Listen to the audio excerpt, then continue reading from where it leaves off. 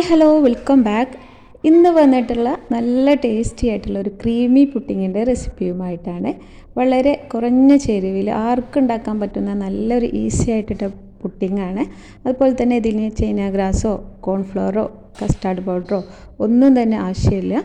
വളരെ പെട്ടെന്ന് ഉണ്ടാക്കാൻ പറ്റുന്ന നല്ല ടേസ്റ്റി ആയിട്ടുള്ള ഒരു അടിപൊളി പുഡിങ്ങാണ്.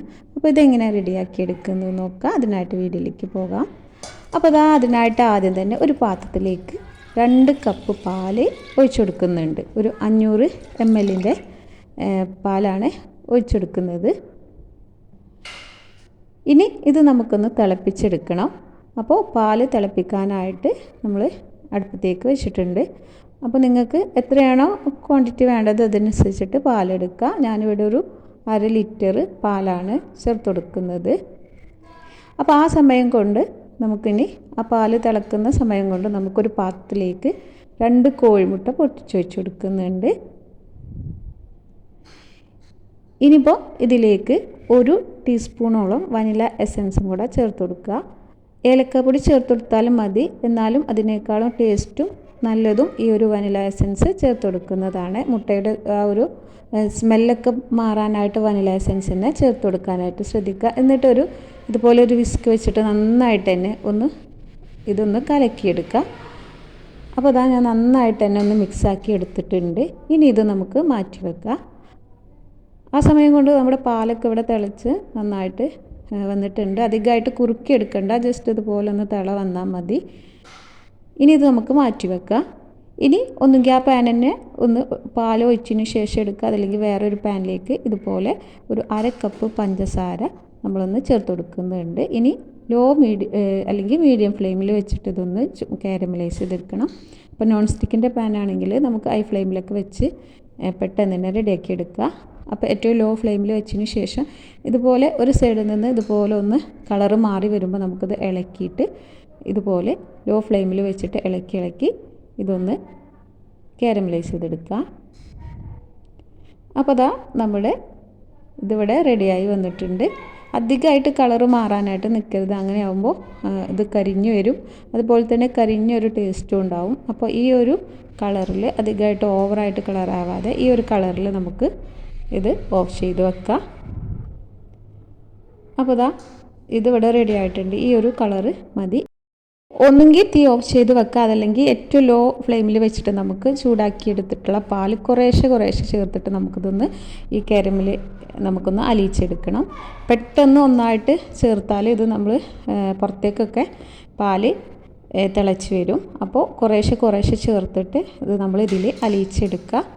അതല്ലാന്നുണ്ടെങ്കിൽ തീ ഒന്ന് ഓഫ് ചെയ്തിട്ട് അതിലേക്ക് കുറച്ച് പാലൊഴിച്ചിട്ട് അതൊന്ന് ഇളക്കി മിക്സാക്കിയതിന് ശേഷം വീണ്ടും ബാക്കിയുള്ള പാല് ചേർത്ത് കൊടുത്തിട്ട് റെഡിയാക്കി എടുത്താലും മതി.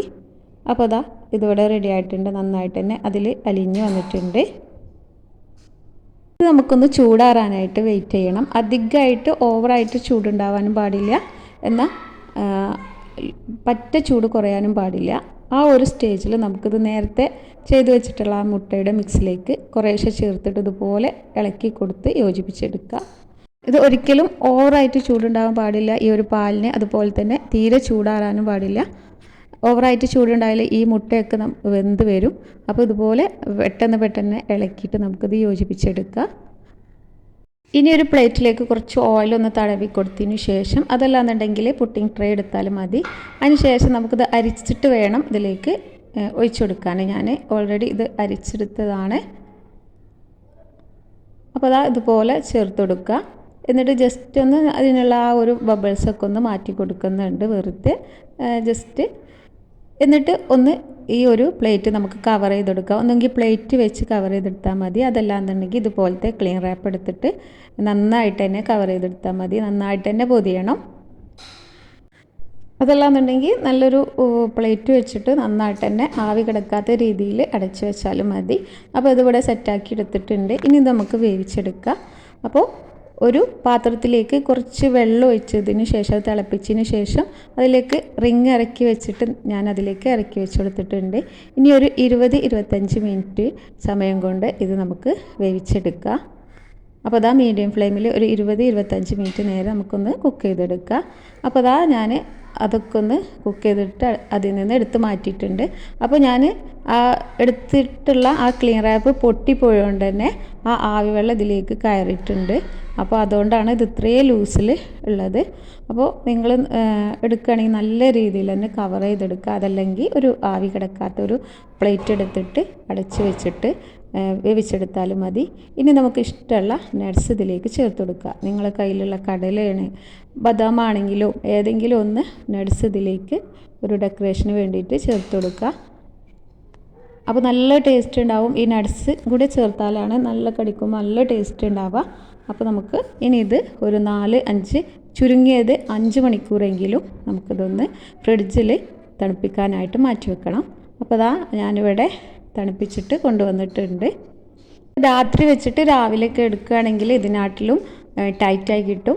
മാത്രമല്ല ഞാൻ എൻ്റെ ഒരു വേവിച്ചപ്പോൾ ക്ലീൻ റാപ്പ് പൊട്ടിപ്പോയതുകൊണ്ട് തന്നെ ഇതിലേക്ക് ആവിവെള്ളം കയറിയോണ്ടാണ് ഇത്രയും ലൂസിലുണ്ടാവുക. നിങ്ങൾ നല്ല രീതിയിൽ കവർ ചെയ്തിട്ട് വേവിച്ചെടുക്കുകയാണെങ്കിൽ കുറച്ചും കൂടി ഒന്ന് ടൈറ്റായി കിട്ടും.